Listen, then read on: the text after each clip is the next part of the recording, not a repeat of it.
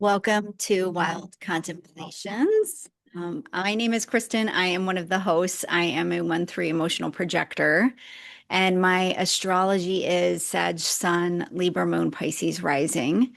Cori and I think this is our 24th episode, and we have been taking a journey around the wheel since the spring, talking about the gene keys as they illuminate in the sun and then their programming partner with the earth, and just, really reflecting on our lived experience woven in with astrology, gene keys, human design, wisdom.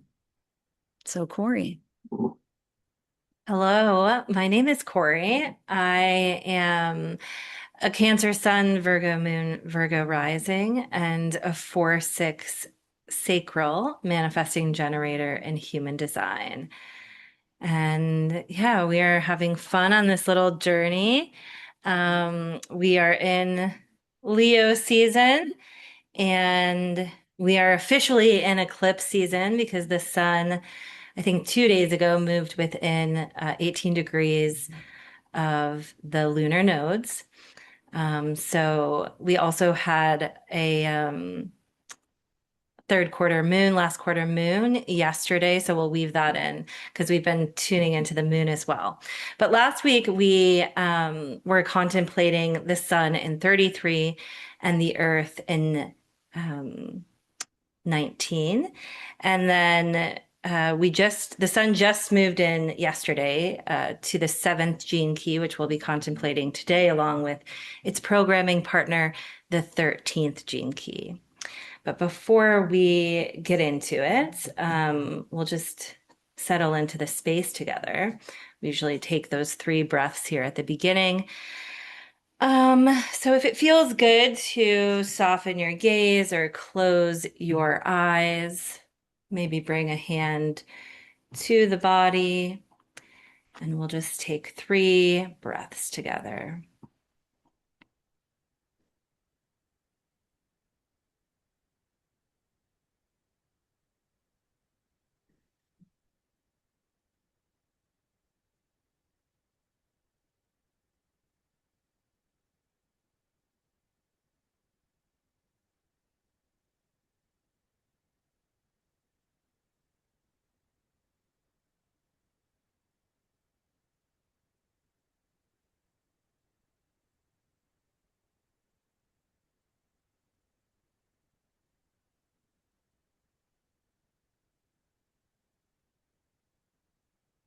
All right, so I'll just run through the frequency bands. Since the sun did move into these new keys yesterday, we might have been feeling that energy. So last week was sun in 33 with the frequency bands of forgetting, mindfulness, and revelation. And we had the earth in 19 with the frequency bands of codependence, sensitivity, and sacrifice. And this week, we are contemplating the sun in 7 with the frequency bands of division, guidance, and virtue, and the earth in 13 with the frequency bands of discord, discernment, and empathy. So we'll just do a little check-in and see what's been coming up. If you'd like to start us out, Kristin. Yeah, what's been coming up?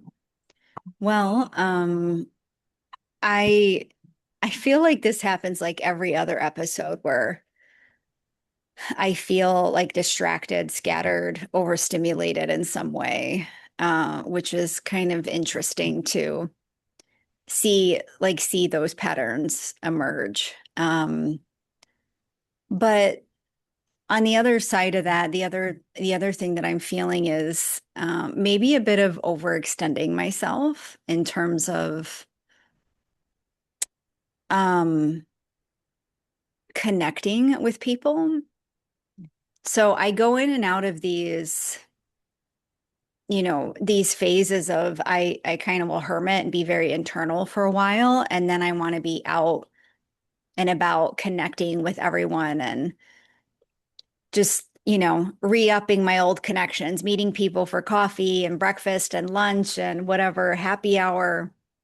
Um, And yeah, so I go in these phases of I'll do like an excessive amount of that, and then I retract and I don't want to do any of that.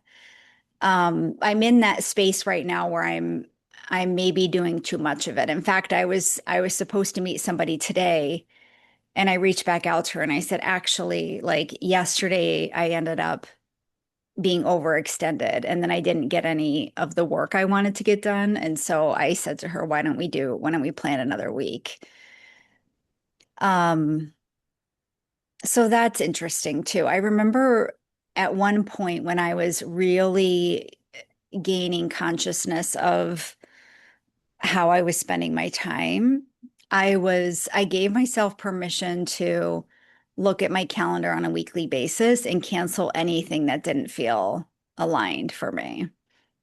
Um, and that's interesting that that sort of just popped into my awareness right now because maybe I need to get back to that practice a little bit. But anyways, that's kind of what I'm feeling at the moment. I'm sure that there'll be other reflections that weave in throughout the conversation.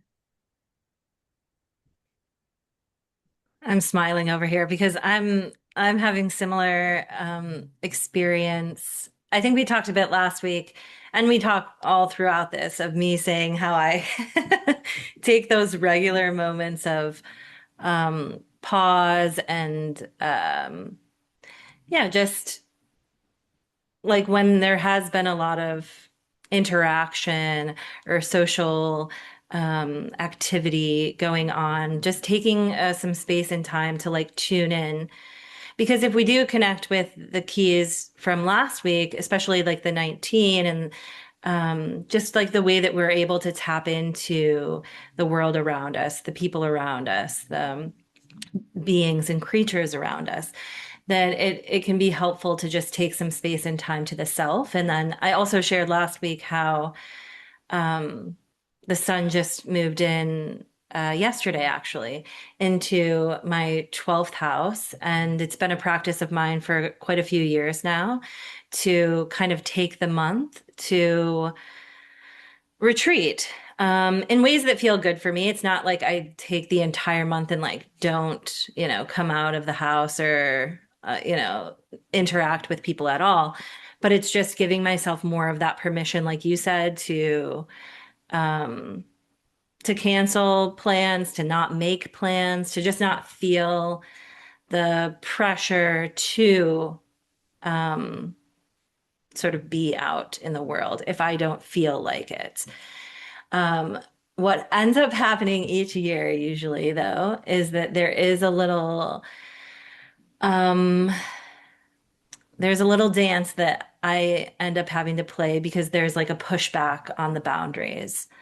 Um, and it's interesting this particular year, my partner has invited some of his family to stay with us.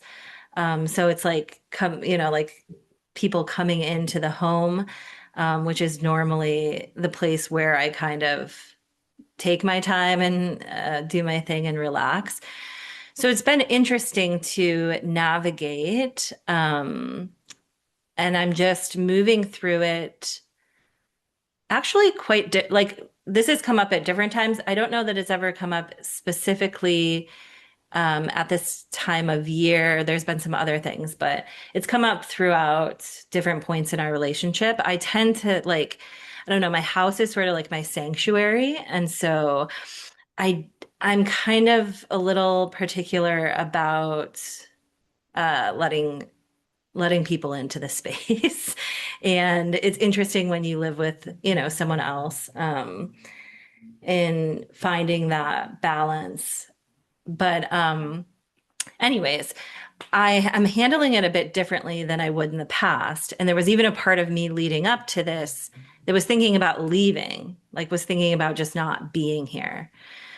But there was another part of me, and yeah, just through some conversations and reflections that I received, that decided to meet the moment. My friend Chelsea specifically kind of yeah, reflected that back and shared that wisdom with me. And so I'm just doing my best to be present with it all, but like listen to myself at the times when I do need to like go be on my own. And just taking it like day by day. Maybe I will end up like going somewhere else for a couple of days if it's starting to feel like, overwhelming or just not, yeah, not the best. So, but so far, it's interesting. And I was kind of reflecting, this is getting a little long, but I'm going to share this part.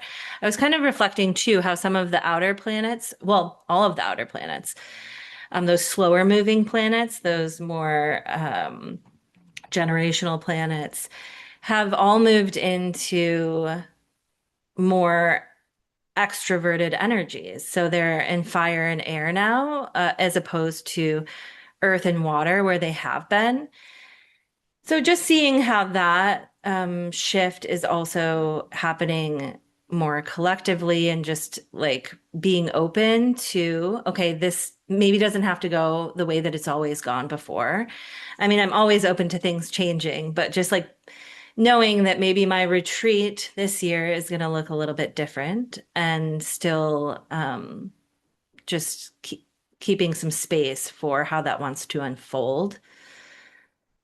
Um, because one of the things that really stood out to me when I was sitting with the 19 from last week, like the grounding there, sometimes when the energy is feeling a bit intense for me, I really go to where the earth is for the grounding. And in the 19, he was talking about like how that gift of sensitivity um, is about being in the mix of life with people. Like, it's the oversensitivity of the codependence and the shadow that kind of makes us want to isolate and want to remove ourselves and just kind of finding that balance again, knowing that like the shadow isn't at all bad or wrong or something to be afraid of or to avoid, but that it's there to just signal where we've come out of balance or where we're not fully open to like that energy moving through us. And so I've just kind of been playing with that gift of sensitivity and like being able to still take in from the world around me, but like not have it overwhelm me. Um, and again, just switching up while I'm taking the time to myself. Maybe it's shorter breaks, maybe it's just a little bit different than my normal routine would be. Okay, that was a lot, but I love it. Um, I love that you brought the part up about the 19 and taking in and oversensitivity and things like that. Last night, I actually, when I was tuning in doing some of my energy work, the message that I got was to like be in an idea, right? So just allow myself to be kind of immersed in an idea, but to leave all the doors open around it so that I could, really just receive, like allow new ideas and breath and perspective to flow through that idea and trust that what is meant for it will stick. And that I don't have to be protective or like, this was the idea. I want to stick with this idea, right? I don't have to protect the integrity of it, if you will, that it will like I can open and allow it to naturally evolve without overprotecting it. So I think that that's really cool that you just shared that because intuitively I was feeling that last night. I also love that you brought up the outer planets being in like fire and air energy because a lot of like even when I look at the human design chart when I'm reading for people, I don't know if I've talked about this before, but sometimes like I look at the overall, just the chart as an overall, like where there's definition and where there's not. And I notice where, especially like in the head and root, when there's not definition, right? Like they're undefined or open in the head and root. I look at that as air energy. And I kind of think of these people as like, they're running in the world in this air sandwich. And so it becomes a necessity, if you will, in their rituals to ground themselves and to really like solidify all that central definition within them, right? And to bring that into grounding, because otherwise and you get it's scattered. You end up in the tornado of energy. And so when you think about like fire and air energy, um, it can be, I was going to use the word dismantling, which is not normally a word that I would use. But yeah, like untethering, if you will, like it's an energy that you can get very swept up in, and like what fire expands with air, right? So like fire can spread with air. Um, and so if you start to think about like the chaos that can emerge through those energies, if you don't really like take the time to have, discernment of who you are, how you relate to what's going on, just really like grounding into yourself, however that lands for you, right? And not getting carried away in the energy wherever it wants to take you. I see this sometimes with my three line, um, when I continually want to like burn things down and start over. Like that's very air vata season energy. um, and I have to very intentionally remind myself to ground in that energy. And I don't know the slow moving planets, Cori. I like one of them I think is Saturn, right? Yeah. But they're the planets that um if I'm not mistaken can bring up like uh like old just old patterns, like they can be more confronting. I don't know if all the planets are like that, but Saturn isn't like the funnest energy to work with, right? Um, but yeah, I don't know. Like I think it's just an interesting reminder of what can come up. And I'd love for you to share more about those outer planets and what they mean. Maybe I don't have the right perspective on that, but I think whatever they are, though, whatever they're bringing up for us, I think is important for us to be aware of in that fire and air energy.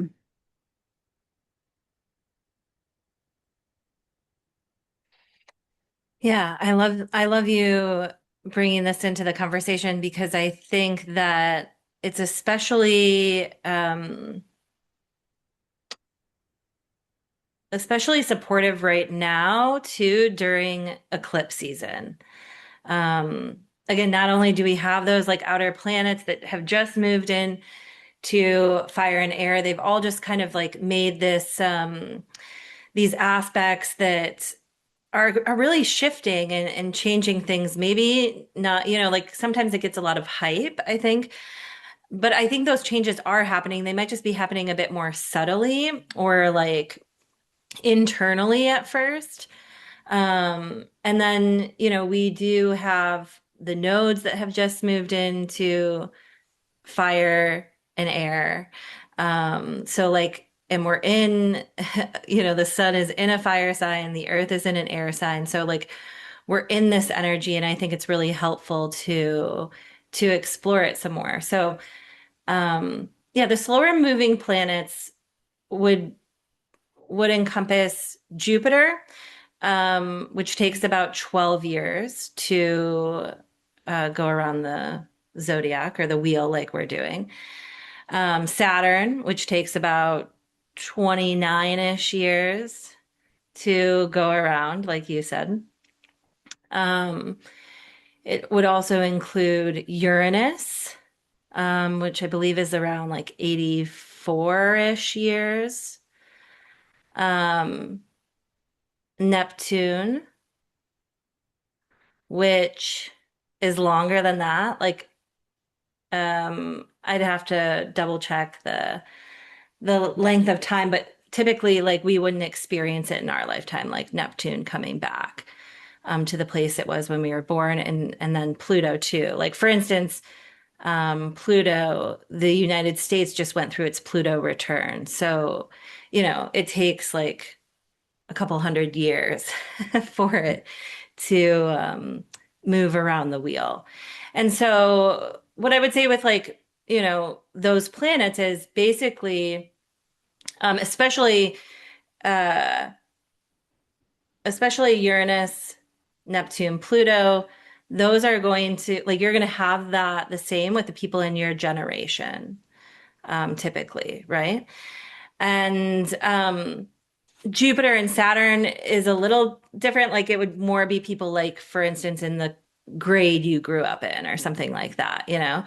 Um, Also considering that, like, the nodes, they take about 18, 19 years to return. So that would be a similar thing, like the kind of people that you grew up with around your similar age will have those. Obviously, it's going to shift and change depending on where you fall in that, but um, those maybe Jupiter and Saturn we would call a bit more like social planets, and then the other ones would be like generational. But typically, yeah, you're sharing that. It's not like just a day or even a week or a month that it's going to be in that particular sign or even degree or gene key or gate. So you're sharing that energy with more of the collective.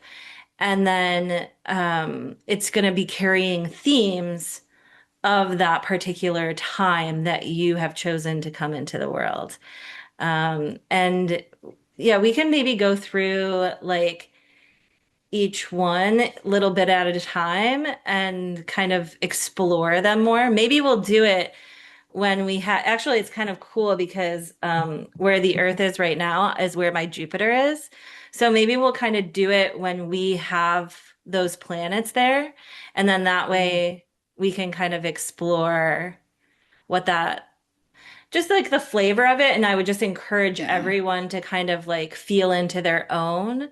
That's one of the things that I just love this practice for too, is like, again, we can look at the kind of characteristics and the building blocks and the things that have been observed over thousands of years. But again, there's going to be like little nuance to each of us. And so just keeping that the doors open, like you were saying, for like maybe I'm just been feeling lately like I love again like looking at an archetype and basically what has been observed over time from that archetype and feeling into that. But I also love learning more about it in ways that are unique to me or to the time. So just leaving the doors open for new things that can come through too. So today, yeah, maybe we'll explore a little bit about Jupiter. And then the next time one of us has Saturn activated, we could do Saturn and go on from there, if that feels good. Yeah. Um, I think Jupiter's my chart ruler, if I'm not mistaken. yeah, it is. Mhm. Yeah, Jupiter would be the traditional chart ruler, and because you are a Pisces rising. So, Mm. um, yeah, that will be fun to kind of explore. That's kind of why I like we're moving through, and now we can start to add in little other things to Mhm. explore. Because yeah, it's just kind of whatever is coming up. So, do you have anything that you want to touch on right now before I do the frequency bands again and the human design information and everything? No, go for it. Okay. So we have the sun in seven with the frequency bands of division, guidance, and virtue. In human design, this is the gate of the role of self. It lives in the G center, and sometimes it's also known as the gate of self and interaction. It reaches towards the throat and towards the 31st gene key, which we contemplated 2 episodes ago. They create a channel called the alpha. So if we remember, the 31 has the frequency bands of arrogance, leadership, and humility. So the 7 is sort of like the support and guidance for the leadership energy that is moving from the throat. In the I Ching, this translates to the army, and it is represented by earth over water. And then we have the earth activating the 13th gene key with the frequency bands of discord, discernment, and empathy.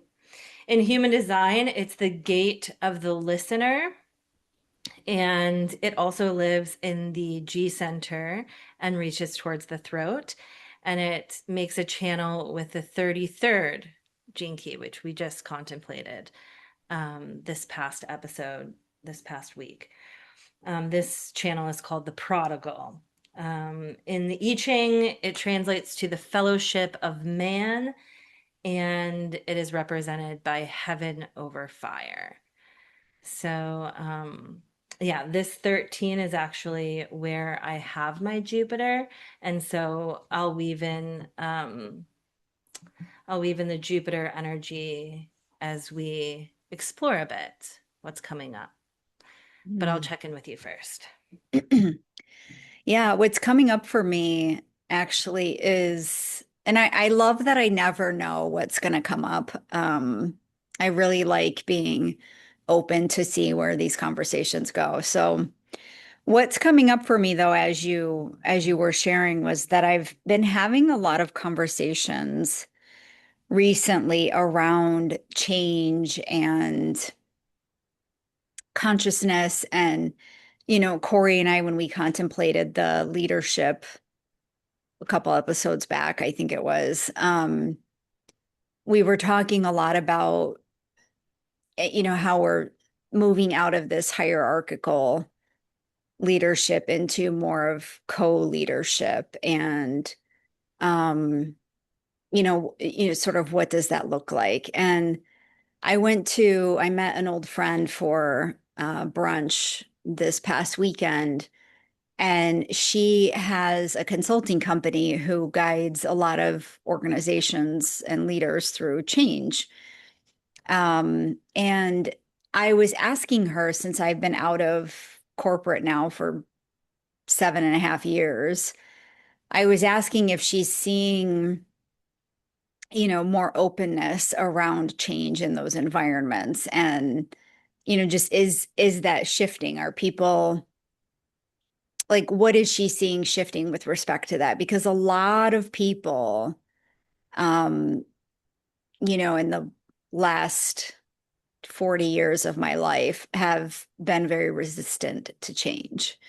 Right. And I've always been someone that's like, let's change it. Like, why not? It's fun to change. Like, let's try something new. Like, I've always been very attracted to that energy.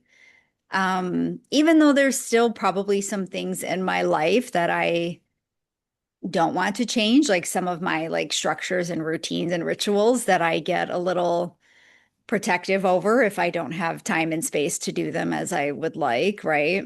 So it's always interesting to look at it through different lenses. But anyways, her response to me was that what she's seeing actually is it's not so much of like an awareness or an openness to change as it is a change in consciousness. And I think that this is where we really get confronted with our integrity and how we're showing up in the world as leaders, right? How are we being self-led? How are we, practicing what we preach? How are we showing up in these conversations that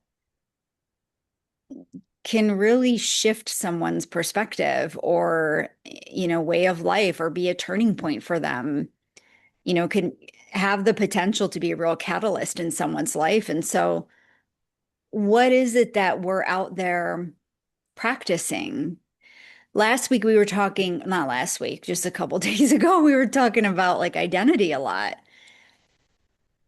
It's like weaving that piece in too, right? Like, what is the identity that you're showing up in? Are you integral with who you claim yourself to be? Are your actions integral with that? Like, as we see this shift in consciousness and leadership and, the dynamics of which we exist, are we showing up in ways that we're proud of?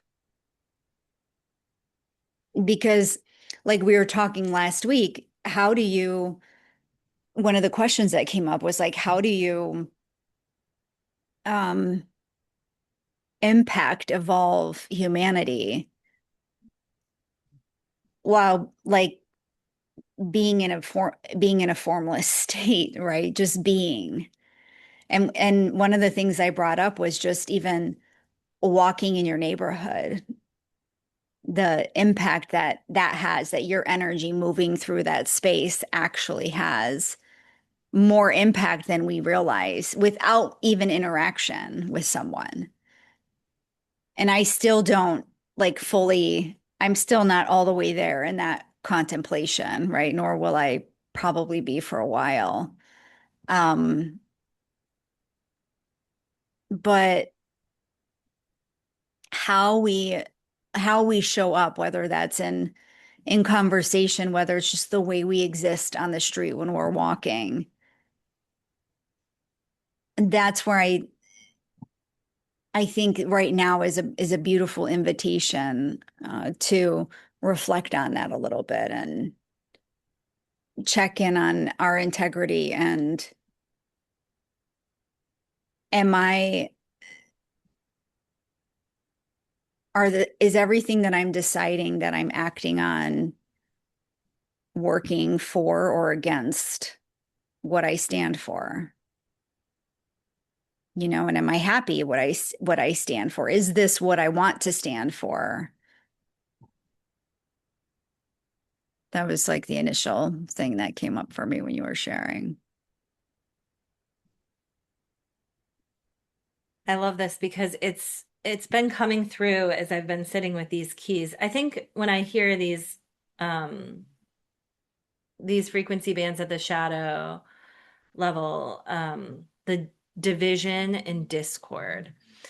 Um, it's yeah, I'm able to see in like the current kind of social climate how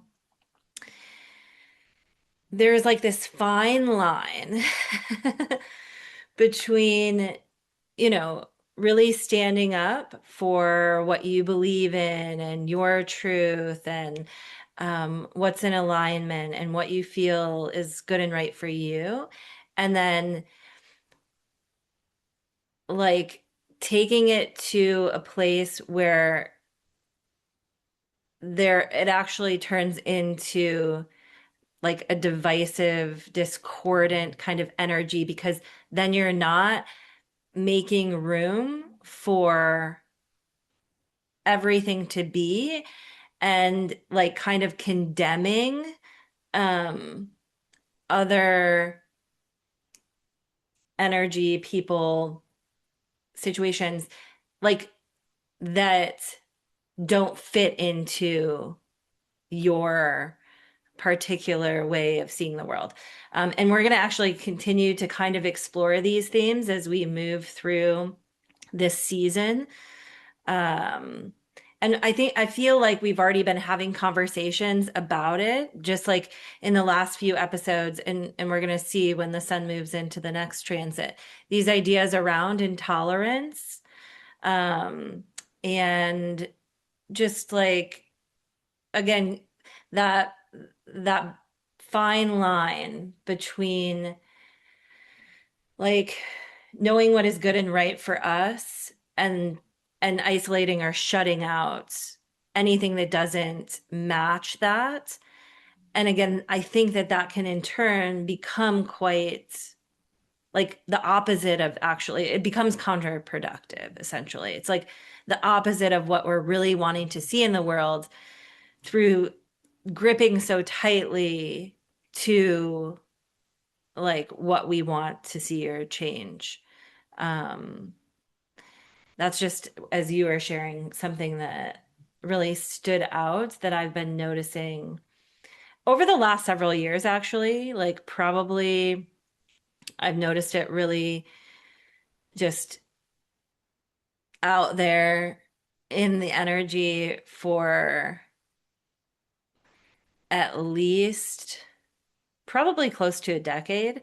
And maybe it's just where I'm at in like, um, my awareness. Maybe it's always been there. That one of the interesting things that he talks about with the 13 that has just always kind of like made me stop and think and kind of chuckle a bit. Um, because there was a point in my life where, and it's still like, I still find myself moving into these spaces. It's just easy to do when you feel very strongly about something. And when you feel like what you feel strongly about is right and is good and is the way or something, is that it can just start to feel like, oh, well, then all of this other stuff is wrong and we shouldn't have it and it shouldn't be there and there's no room for it. Um, and one of the things he talks about in the 13 is like, again, that discord is when we're just hearing all of the things that, again, aren't aligning with what we want, aren't going the way we want them to, aren't, you're kind of like, it's, again, this is the gate of the listener, the 13. So it is about kind of the ear and like, what are we hearing? What station? We've talked about this before with some of the other gates that are acoustic or auric, and like what station are we tuning into? And sometimes it's easy right now, especially with like the way the new, I'm sure it's always been this way, again, the news and things that kind of like sensationalize or just like really put it out there to kind of like fuel the fire. um, and create that divisiveness and create that like sort of intense feelings. And he talks about how like every generation, if we're talking about like two generational energy right now, tends to say like things have changed. And in my day, like, we didn't do this. And like this feeling, the kind of dilemma here with the 13 at the shadow level is pessimism. So this feeling like that the world is going to shit and like it didn't used to be like this and things have, taken a turn for the worst. And I think again that can kind of like be a theme right now with like, oh my gosh, there's so much going on. There's all of this, like the world is just this crazy place. But I feel like these have always been things. It's just like we come to the places and we start to notice them. But it can be very much too about like what are we paying attention to? What are we noticing? And like what are we listening to? What are we hearing? Are we listening through that lens of like uh, things are falling apart? Or are we listening through the lens of love, where like we've talked about it before on here and you've shared, like you have a more optimistic outlook on things and you think that we're going to figure it out. Like it's very much connected to like, what are we choosing to tune into? Like you said, that is what we want to see, or are we choosing to tune into like what we don't want to hear and like finding it out there? Okay, I'll stop there for a second. Yeah, it's like confirmation bias, right? You listen for what you want. You listen for what you believe in to be confirmed back to you. Um, I think it's interesting that these like the keys that are coming up during Leo season, like it's I've never really paid a lot of attention to that, but like Leo Leo being this, very like come forward, illuminating energy. Um, it's and this, the frequency bands here, like the division and discord, right? Where you're talking about this line that you could be walking in. Are you creating more separation with, the things that you're putting out there for what you stand for? Um, it's it's funny because I find that I'm attracted to people who have a very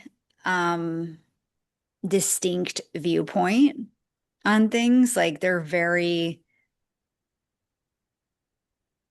you know, confident, I want to say. I want to use a different word, but convicted maybe in what they believe in. That's very attractive to me. Um, that being said, I was having a conversation with a friend yesterday who a particular topic came up that she was very adamantly against. And I don't feel the same way. And I found myself just listening to her and really having the discernment that like it's even though I hold a different viewpoint, it's not even worth bringing up in this conversation.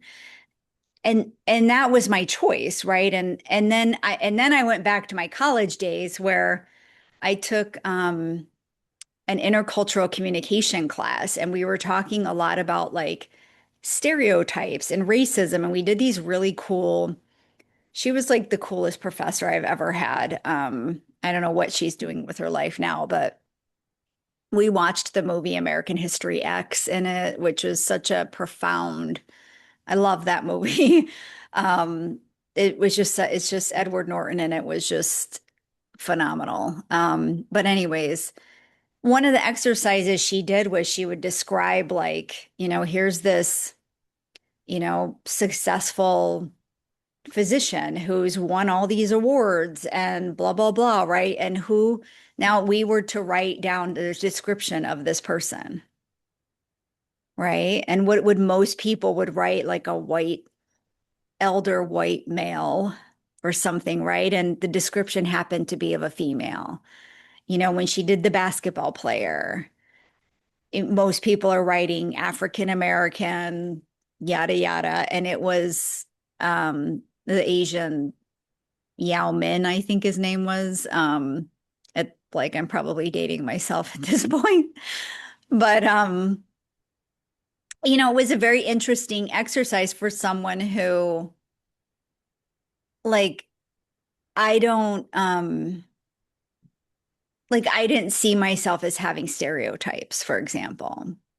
And then going through that, like just the little things that we stereotype, right? And anyways, I totally went down a rabbit hole there, but I just loved that class so much. But anyways, one of the things that she brought up in that class was that silence is acceptance. And Cori and I have talked about what's the word, being advocates, and how like that can go to a level that it is extreme as well.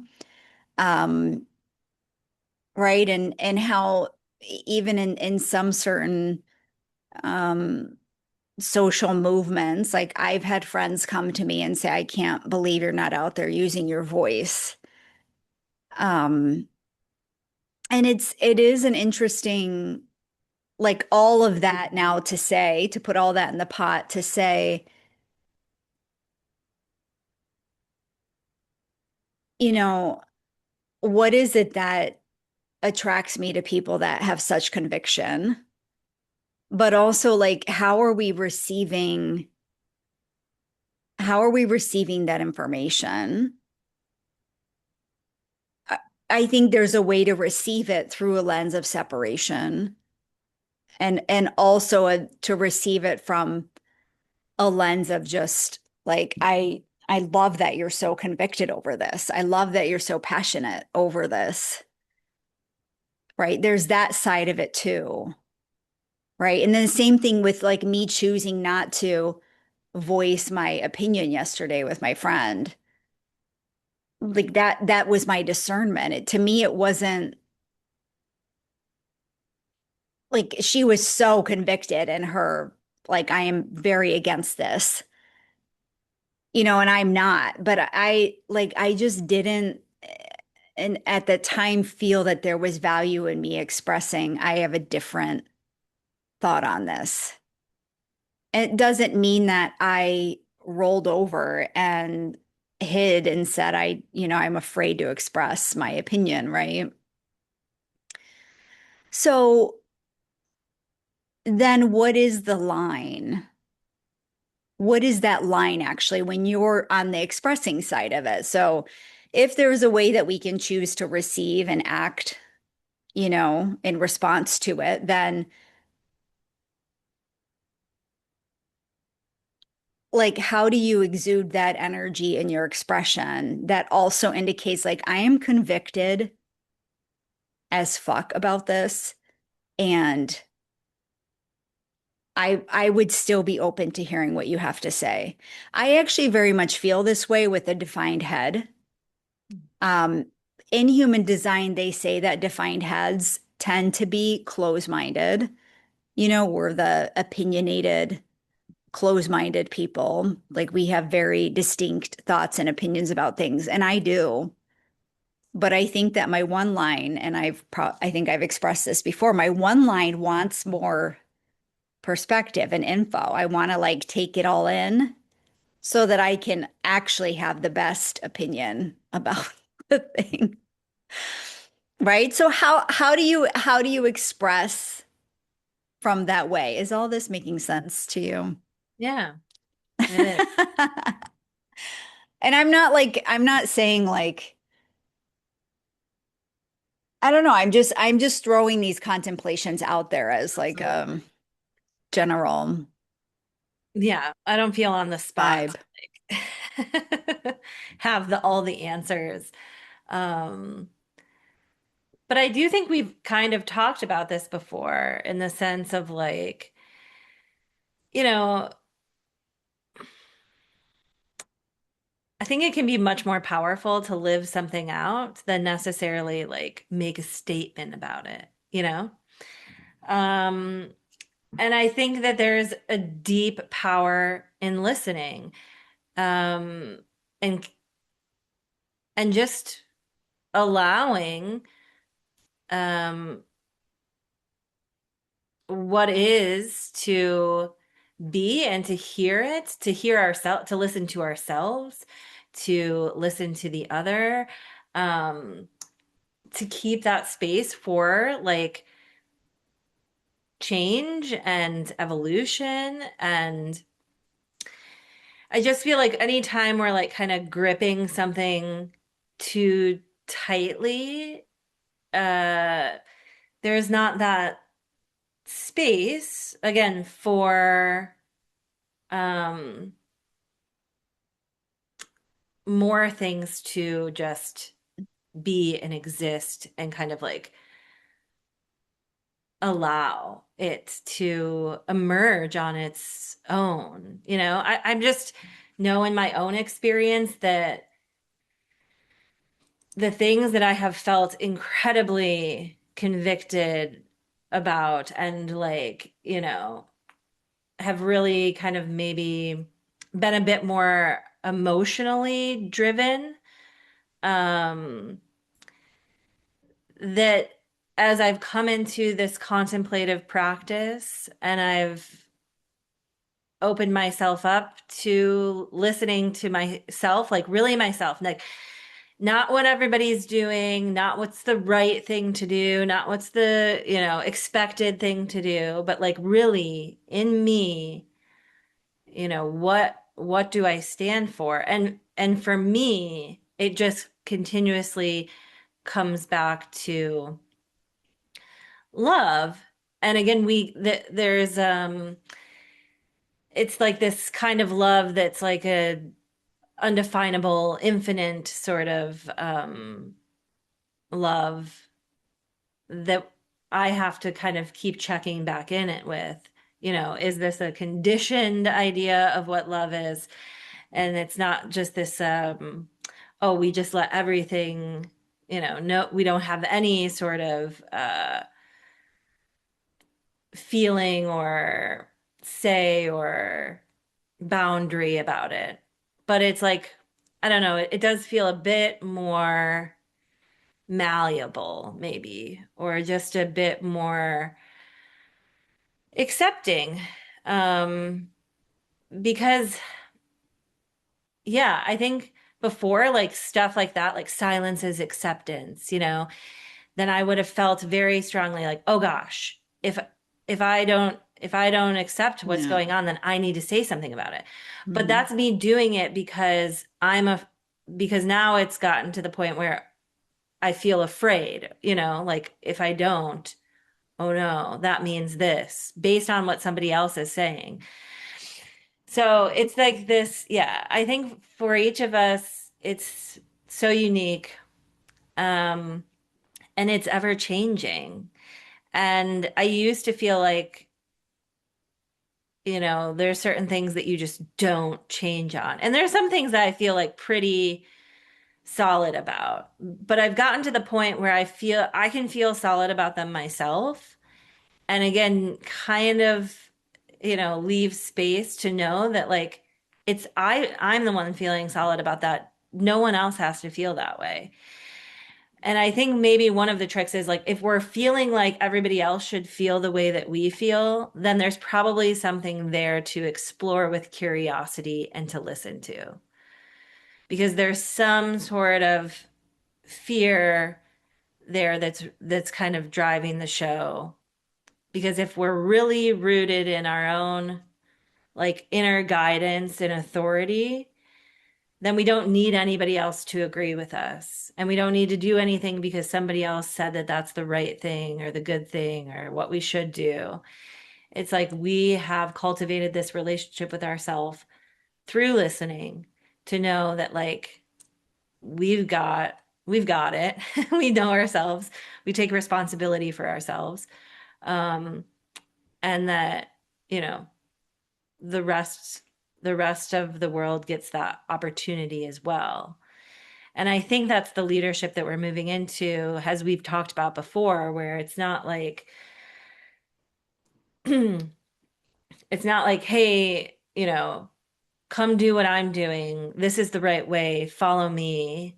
You know, it's more like, I love what Richard shares in his 64 Ways Contemplation and the Seven, because it's in the I Ching, it's represented by earth over water. So it's the water beneath the earth. It's like the water that comes and kind of emerges as a spring. And he talks about how it draws people in because it's just, doing its own thing. It's going its own way.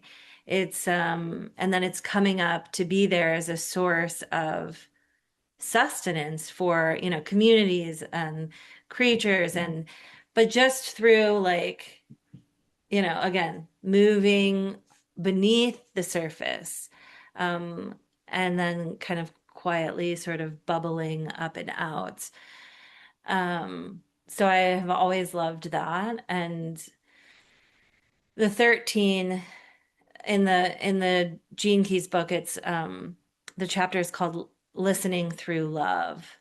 And I've always really just gravitated towards that. It's a saying or like word phrase that comes into my mind quite often. He talks about too how like honestly, I think about this a lot in my work and stuff because sometimes I'll like use the word guide to describe what I do. But I think it's like a guide back to self. But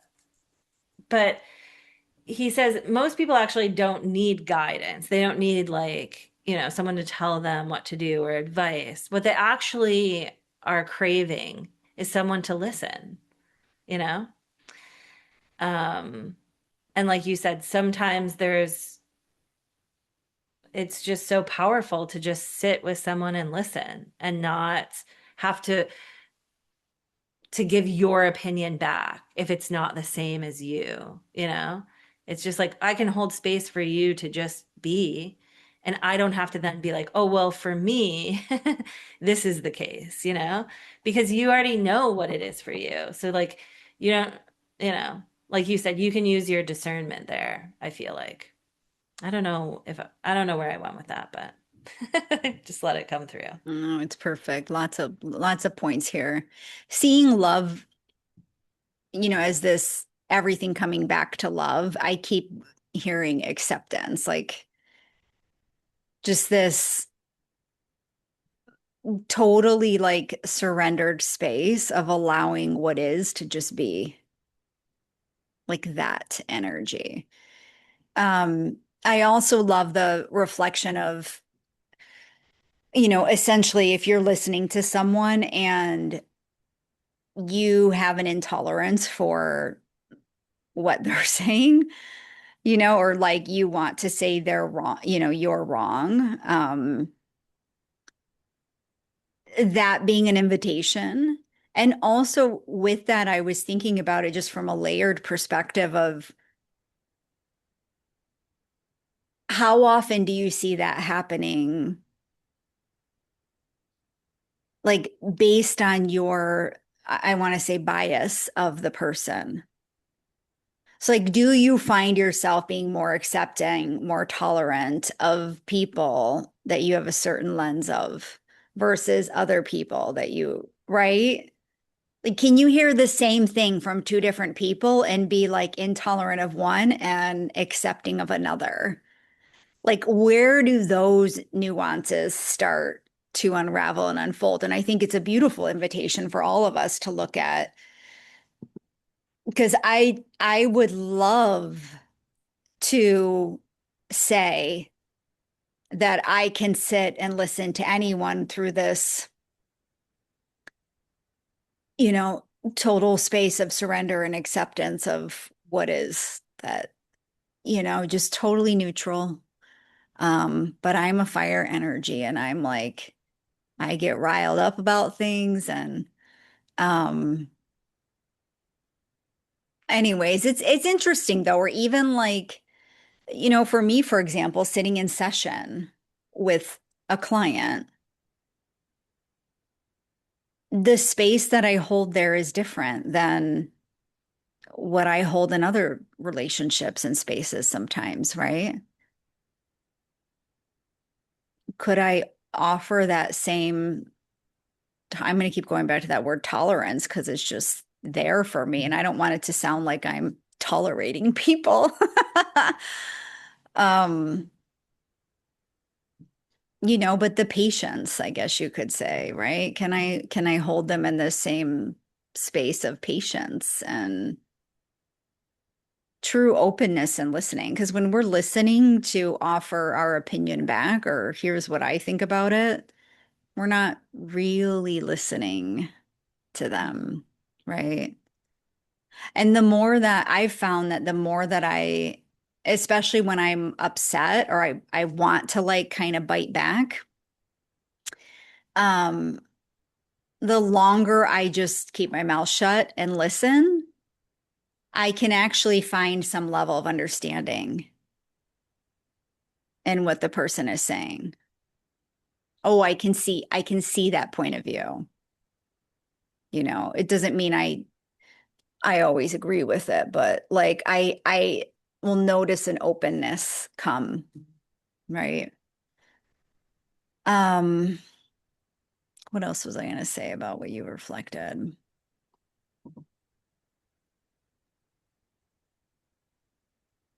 I don't know. I don't know. That feels complete in what I was just thinking there.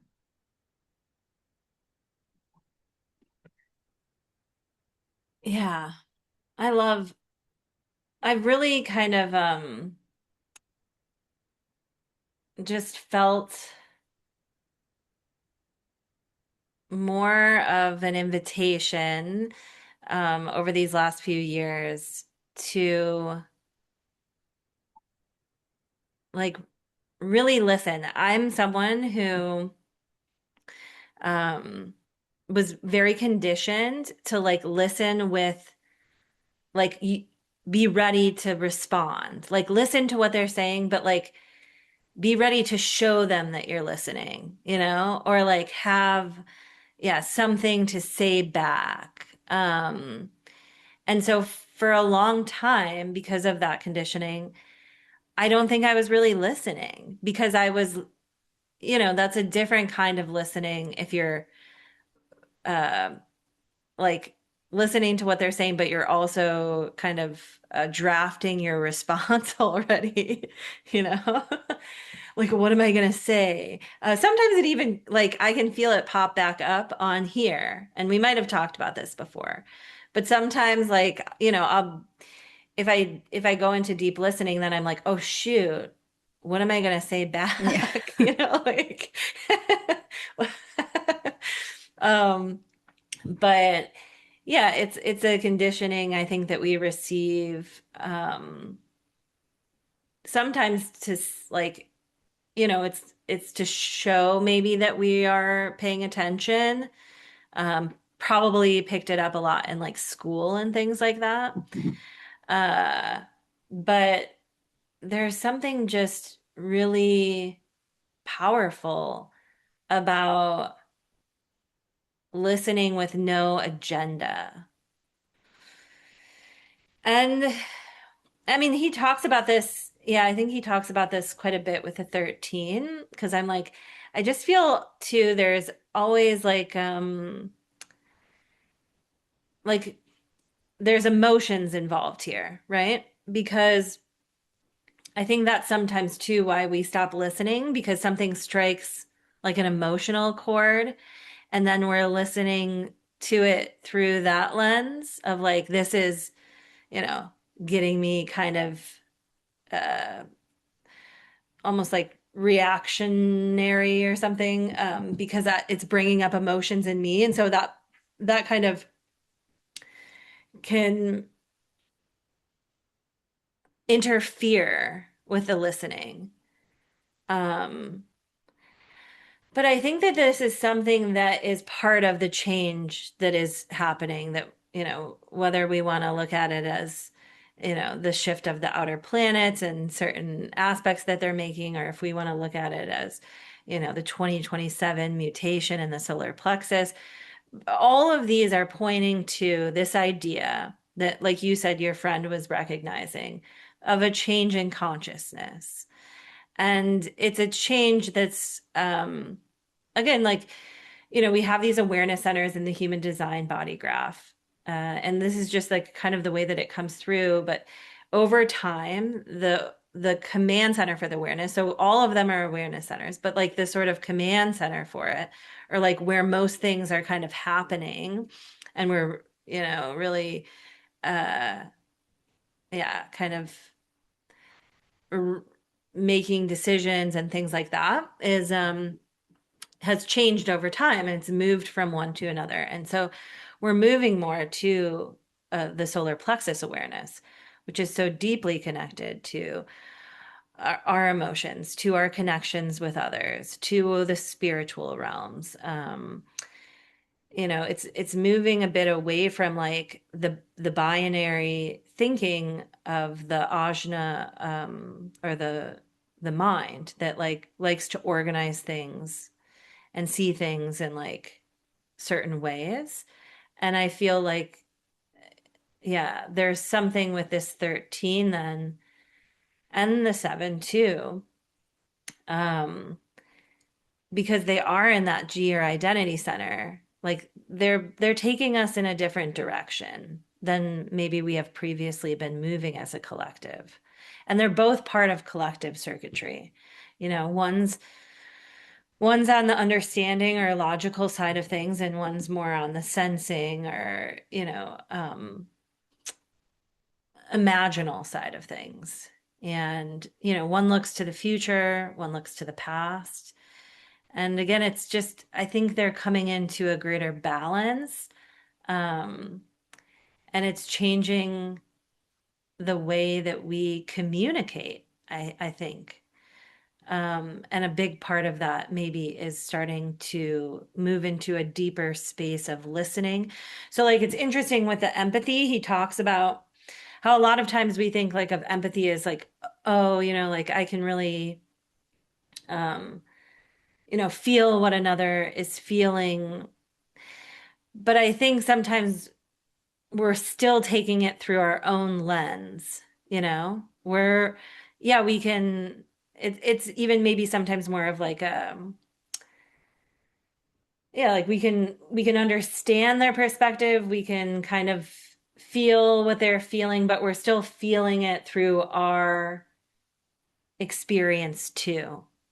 And the empathy is actually when we start to be able to like merge with the experience of another being, because it can, it doesn't necessarily just have to be people.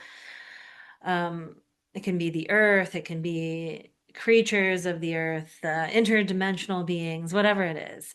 Um, I think it's when we start to kind of like merge and understand that experience without our own bias, as we've been kind of, yeah, exploring here. Mhm. Um, so I'll stop there for a second. Yeah, I was just looking at the time and how we, I don't know where all the time went on this episode, but that's when you know you're having a good time, right? When you don't, wow, it Yeah, flew you don't by. see the same. But I think like just a final thought that I'll leave everyone with is, as we move, I think through any of the awareness centers, there's always going to be a level of bias or particular lens that we're looking through, excuse me, that we have to be aware of in order to really see the truth. And I think that those lenses are different in each awareness center. Moving to the solar plexus just becomes emotional, right? And I always say when I teach intuition that we cannot experience or really feel our intuition when we're emotional. It's very noisy. It becomes very difficult to sense it, the truth of it, because it's very noisy, right? And so, just it's taking that through all the awareness centers as we release that noise and the conditioning and really come into a space of, you know, attunement to who we are and a true energy that we feel. Um, unraveling all the pieces that aren't really ours that we're holding on to. And I think that's the ultimate, right? Like really trying to let go of all that noise that's not really ours to carry. And then how can I see something through a clear lens? And I just want to reflect, I wrote, because you had said something that alluded to this. Like I wrote down like what I heard. It's not exactly what you said, but I wrote the truth that comes out in our presence versus our words. I thought that that was so beautiful. And I think that, going full circle back to like the integrity that we have and what is our role in the raising of consciousness and how are we approaching our expression? Are we causing division? Are we allowing openness? Are we listening through a lens of, love and acceptance, surrender, not needing to one up or prove or say, or allude to someone else's wrongness or judgment of them. Yeah, that's, I think where I'll leave it. How about you? Do you have anything else you want to add to feel complete to today's conversation? Well, I'm just realizing, yeah, the time did seem to fly by because we still didn't really. I know at the beginning I said we would explore Jupiter and that we would also touch on the moon, that we had the last quarter phase yesterday. So maybe I'll just touch on the moon, and then next episode I can share a little bit more in my check-in about Jupiter. Maybe we'll do it that way. So I know we're just coming close to time and everything. So the moon yesterday was in the second gene key. So this has been woven through our conversation, which is just why I want to connect it here. And so the second gene key has the frequency bands of dislocation, orientation, and unity. And again, I think you can kind of feel that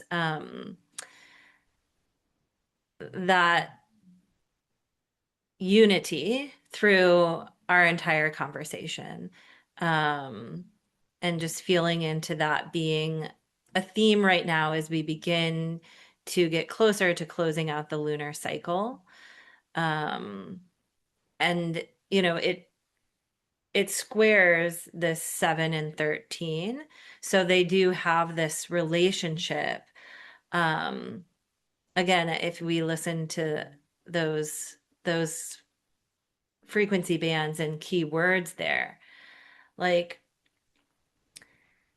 yeah, it really feels into this G center, this love, this like, what are we moving towards? Where are we wanting to go?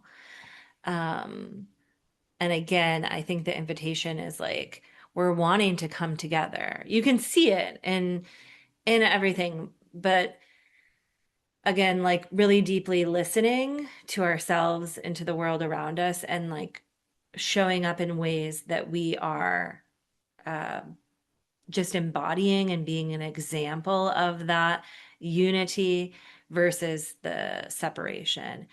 And I Hmm. think it all comes back to two, if we tune into the two, with this dislocation. And one of the things that Richard always says about this is like, that's just an illusion of the mind that we think that we're in the wrong place. And this can even go back to what we were talking about with the 13 and like, the world is falling apart and all of those things. It's like actually the message there is, to the mind, it might feel confusing and like, oh gosh, what's going on? But in our hearts, I think, and in our energy, we truly know that like there's, we can never be in the wrong place at the wrong time, doing the wrong thing. Like all of it's happening for us, even if it doesn't seem like it is. I guess I'll just wrap it up with that. Yeah, and those responses to what is, that's our invitation to look at. Is this who I want to be, or is this working against who I want to be? Do I want to be responding like this? And I think looking at the moons, like looking through the lens of the moon as we continue to, is also really cool since like with the 2027 mutation, moving into the solar plexus because the moon is reflective of emotional energy. So I think that I hadn't really thought about that until now. So I'm just going to say it out loud. All right, friends. Thank you, thank you, thank you always for your presence, for being here with us. Please, please share these conversations if you know somebody who, this would just, maybe it's something you think that they just might enjoy being in the energy of.